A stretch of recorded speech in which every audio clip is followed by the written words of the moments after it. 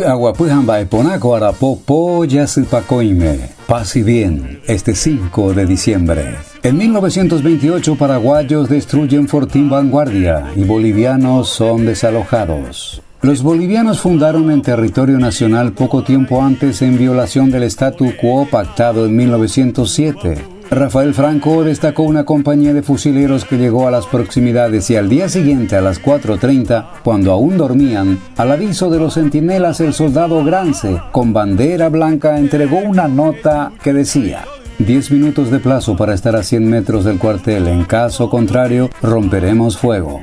Al querer escaparse, los bolivianos se les cortó el camino y quedaron prisioneros. El 5 de diciembre de 1930 nació en Huatl Cristino Báez Monjes, conocido como las manos brujas del arpa. Falleció en 1987.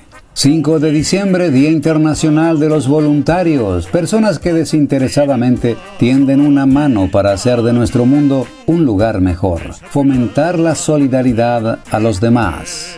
5 de diciembre, Día Mundial del Suelo, luchar por la gestión sostenible de los suelos, incentivando el cuidado y el uso que le damos en materia de agricultura y en todas nuestras interacciones con el recurso.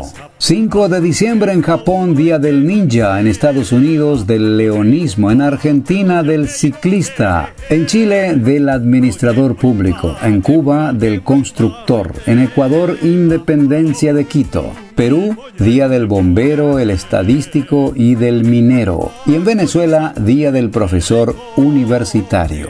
5 de diciembre, festividad de Crispín y Geraldo. La frase es del gran escritor ruso que naciera en 1821, falleciera en 1881, Fyodor Dostoyevsky.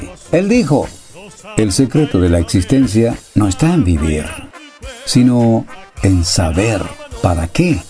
Efeméride 5 de diciembre, Peguapú, Aguapujamba eponame.